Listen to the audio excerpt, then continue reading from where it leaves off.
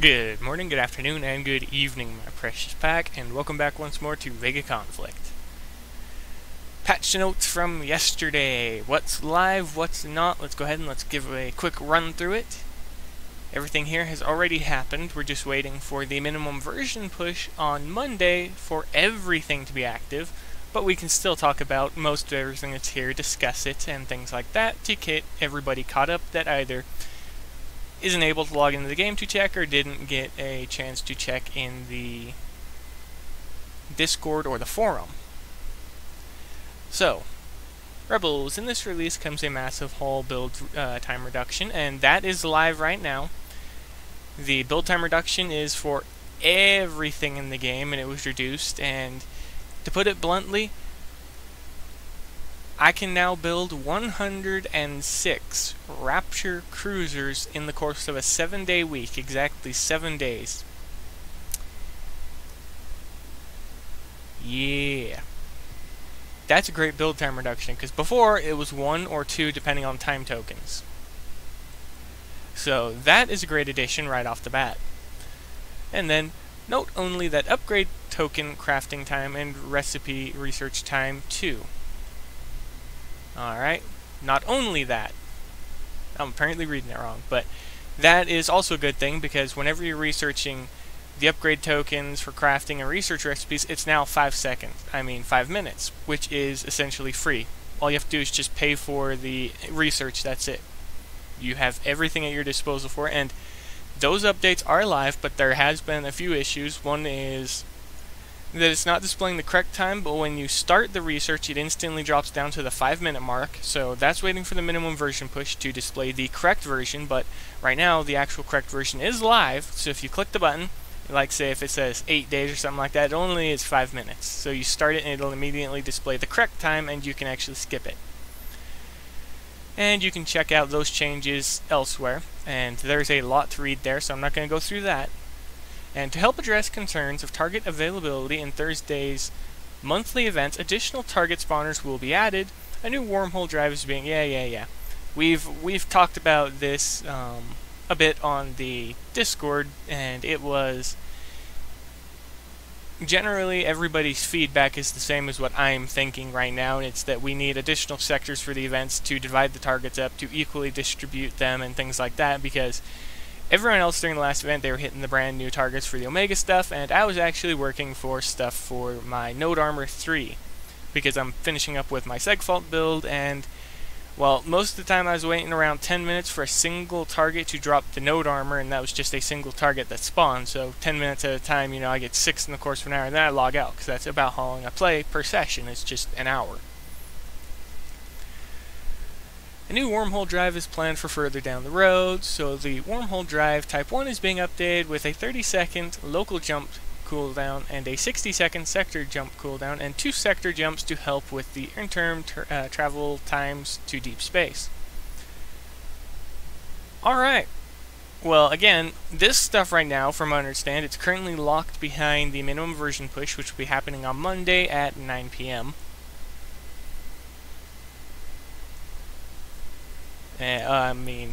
Pacific daytime. Almost forgot. And please note, downtime. Yeah, this is just to top people off after they complete the research and stuff, so that they all get everything back. Okay, update due to unforeseen circumstances. Yep. I just mentioned that for it not being taken effect until the Monday minimum version push. In continued depreciation of Unity web player, Facebook and web versions of VEGA Conflict will no longer be supported after this release. There actually is further information of that than just that, so that is a little bit null. I would actually advise you to take a look at the Discord and the forums, because there was somebody that brought it up, and Shadow Wraith actually said that they're going to try to continue with it with the newer versions of Unity if possible. If not, then it's going to be only playable through iOS, Android, and Steam for the time being. And next up we have the Orator Dreadnought, and the Umbra Erico put you in control of their spawn ships. So we already knew about the Orator. I've talked about it before with its stats. And the Erico is a new ship that is coming in the upcoming monthly event for August? No. Yeah. And it's going to be the 8th, I believe. Similar to the same time that most other monthly events begin. But just like the Orator, it has spawned ships. And then find the best strategy of when to attack or defend. These toggles appear while in combat, controlling all spawn ships in combat at once with ease. And then you have attack, which is the offensive and defensive. And essentially the defensive modes, the ships will stay close to the spawning ship and they'll just circle it. And they'll only attack when an enemy comes within an X distance of the spawned ship, things like that. The Altarian Orator Dreadnought is set to release on Tuesday, July 30th. We got 5 days before it launches, and it will be launched in the Altair event located through the Altarian sector. Post-event Orator materials may be found through the Altarian sector and Zealots through the mobilizations. Now right now we can't view the Zealots blueprints or anything like that because again they're hidden behind the minimum version push.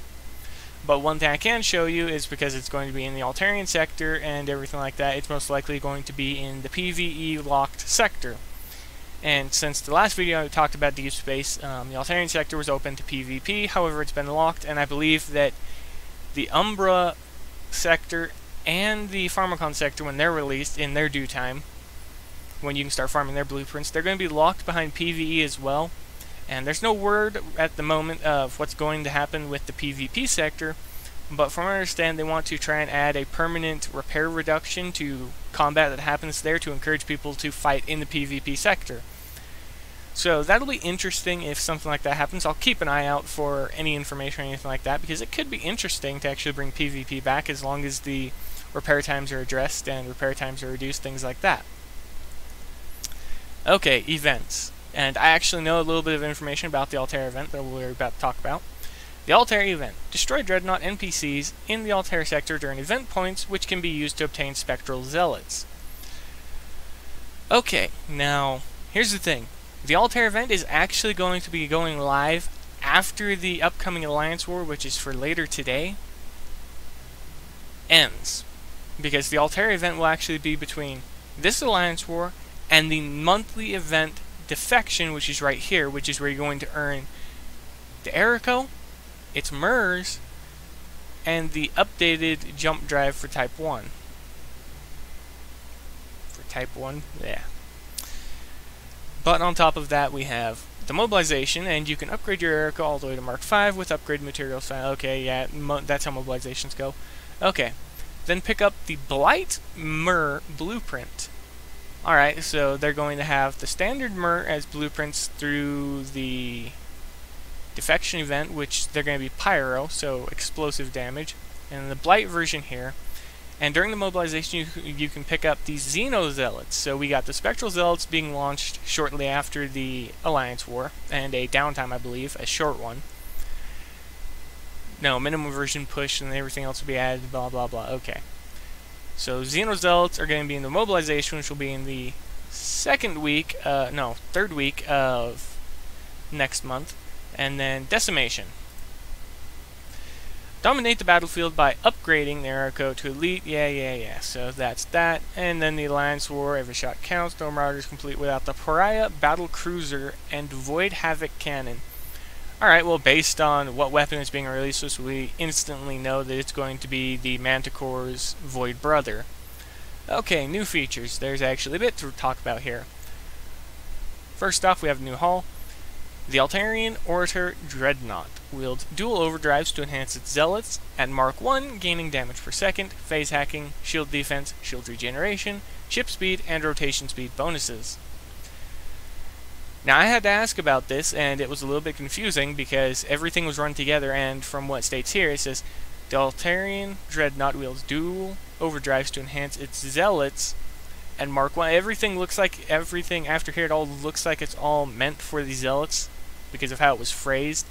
However, we can actually view the stats in the game and stuff like that currently for what is currently visible of the stats. There's going to be an updated one after the minimum version push that I can't wait to talk about once it's live. And at the moment, everything is... It essentially states everything that is supposed to be. So for the moment, that's what that is. And let's see. Gain the tactical edge by equipping energy and alien zealots to the orator.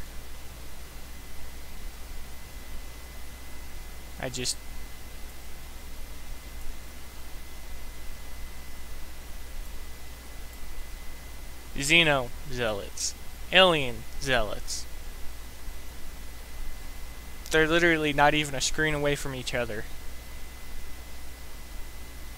A little bit of continuity would be nice in the post. Okay. Bring Blight to the battlefield with the Umbra Erico, using its stock overdrive for speed, resistances, and ablative bonuses upon entering a Blight Nebula. Its Ryle overdrive boosts ships and Blight damage upon spawning MERS. Yeah. Okay, so it spawns MERS, and it is going to be something you want to sit in a Blight Nebula. And it will gain speed, resistance, and ablative bonuses upon entering said Blight Nebula. And its Ryle, okay, so it has two of them. It has the stock for itself and the Ryle for its mini spawn ships, which are the MERS. What else we got? Equip Blight and Pyro MERS to Erico. Then set them to seek and destroy the nearest target, or put them in a defensive stance to defend the Erico, leaving a Blight Nebula upon destruction.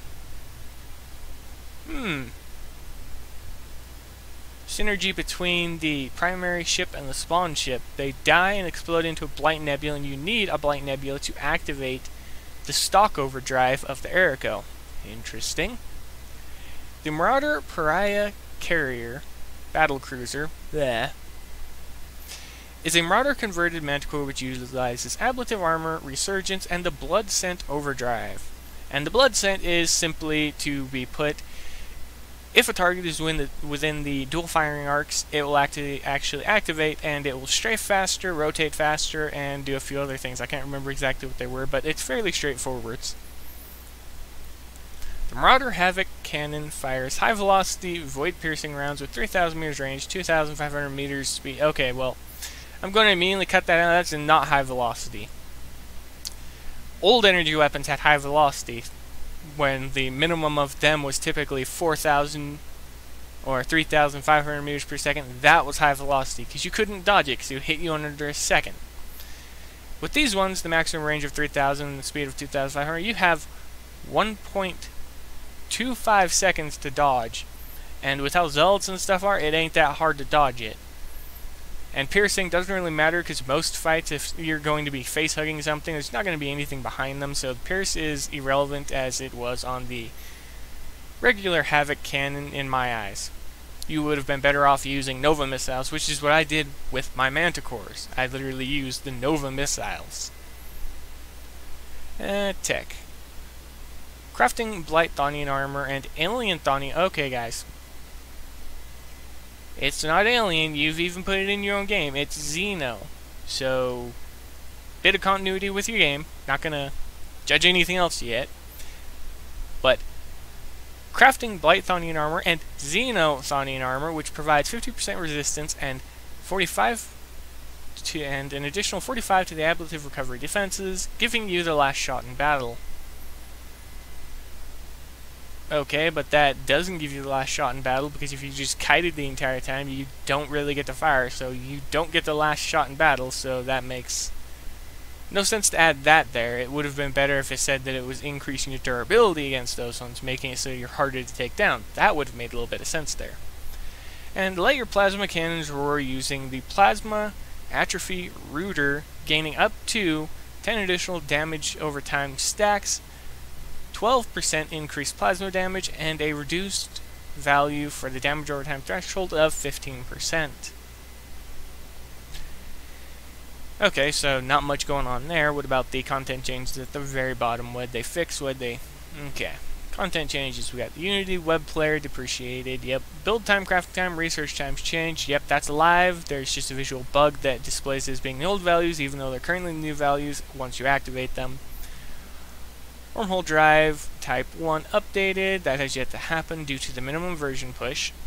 Changed fleet is orbiting the sector to fleet is exploring the sector. Oh! I like that. Because that's for a deep space change, and remember what I said, whenever you have a fleet out and about in deep space, in the corresponding sector, it'll say which fleet is there, and then before it would normally say, X fleet is orbiting the sector, so you know, most of mine are related to canines, or wolves in this case, so it'd say, like, Arctic Wolf is orbiting the sector, and now it's saying the Arctic Wolf would be exploring the sector. And then they reverted the select all and AI toggle button placement. That's a change I actually didn't even notice, because I mean, I very rarely push the buttons, because I normally rely on the keyboard and I go 1 through 4, and I typically have everything set at the beginning of a fight, and if I need to deselect everything and select a small group, I can just push spacebar. So the AI and things like that never really bothered me, because I mean, most of the time I left the AI on anyway, so it didn't really do much. Okay, bug fixes. Fixed an issue where if an account is maxed out 100 times with a particular reusable item, pre-fitted haul offers using that reusable item may not be added to the account upon purchasing. Fixed an issue with the Zeus's description. Okay. Fixed an issue where the Lunatic Cruiser displayed Void Nebula resistance prematurely. We don't even have Void Nebulas yet. We'll have to wait until the Void version of the Aeroco is out to get Void Nebulas, because it'll come with the MERS. Fixed an issue where shield color effect on Altarian hulls would not display correctly. That I can say is live right now, because I was playing earlier, I was fighting some of the DDoS targets, and normally my Altarians, they have a kind of whitish shimmer to them. They didn't really have any color in specific, but now they all use the plasma shell, and it was actually the way it was supposed to be, is that pinkish purple. Fixed an issue with scrolling through stats blocks in the workshop where the Y scroll position may persist through multiple stats blocks. That I was affected by. It was whenever I'd switch between tabs from Fusion over to Crafting, whenever I'm just switching stuff around, it would actually maintain it, so it would go to the X% value down the Y scroll, so it would be at the same location, even though it's not where I want to be. I may want to be at the bottom or the exact top to be able to get to where I'm going. Fixed an issue where expected fleet level would be calculated when a sole flagship is placed in a fleet. The calculation being based on a full fleet of ships being viewed, but only one flagship may be placed in a fleet at one time. Huh. So it'll display the actual correct level of a single flagship now. Or so it seems from that. Fixed an issue where weapon restriction for the void harmonic beam capacity appeared on incorrect stat block line. Okay. Fixed an issue where deep space background music is too loud. Well, most of the time my stuff is turned down in game, so it doesn't really do anything to me. Fixed an issue where tiered loot may not appear through Deep Space Galaxy's map's info loot menu. Oh, I know exactly what that is. Remember the last video I talked about where I was going through it, where I was showing that some of the stuff they dropped blueprints and things like that, but it actually wasn't visible? That's a fix for that. I recognized that immediately without even having to check. Fixed an issue where a behemoth task mission may not consider fragments collected pre-mission start. Behemoth task. Oh, for obtaining the behemoth. I'm so stupid. Fixed an issue where Manticore, Inhibitor, and Renaissance Battlecruiser Mark 1 and 2 may have purple visual effects. That was more than just those ships. I can call it now because my my Wraith had a void trail behind it. A couple of my ships actually had a purple trail behind them, and it wasn't just the Manticore, the Inhibitor, and the Renaissance. It was a lot of them. So hopefully it fixed them for a lot of them, and that's just the ones that were most commonly stated that they fixed. Fixed an issue where tagged deep space targets may not be found while searching in base. I never searched for my base anyway, so that doesn't really do anything for me. Fixed an issue where Altarian United A and B could not be found via 99 A and B could not be found via. Well, it's more than just them. It was all of the Altarian targets, because when you tag them, it displays the incorrect level. When it displays the incorrect level, it tries to locate a ship of the level that is currently being displayed, and not the one that's actually active and alive in the game. So let's say you're going after the Altarian United 91 or 93. I can't remember which one drops the Mark II credit, but if you tagged it, it would show up as a 90 or a 95 or something like that. And if you try to jump to it, it wouldn't let you. It would just block you. And it would give you the message that there was nothing found. Okay, that's it. Notes have been gone through. And the things that are live, once again, to quickly sum it up. At the moment, the research values, credit research values, and shipbuilding times are all updated. The shipbuilding times are the correct values, so you can actually view them in-game, so you can go through and you can see everything is under or at the new value. And the current value for the research and stuff, it's displayed incorrectly, only waiting for the minimum version push to actually fix it and display the correct value. But live, the values are correct. If you click them, it will go to the instant 5-minute free, so it's all instant research, everything like that. But that's gonna be it, everybody. Wonder why the commerce module was selected. But next thing we'll talk about is going to be most likely the Alliance War, Fleet Commander Dale. We're going to talk about a tutorial, then we're going to end the day with most likely concept idea. But that's going to be it for now, everybody. For everyone who hasn't had a chance to look at the in-game anything or forum posts or anything about the downtime notes, the patch notes, anything like that, hope this video helps you get caught up fairly quick and easily. But that's going to be it. Hope you are there. Be safe out in the void, everybody, and as always, I'll see you in the next video.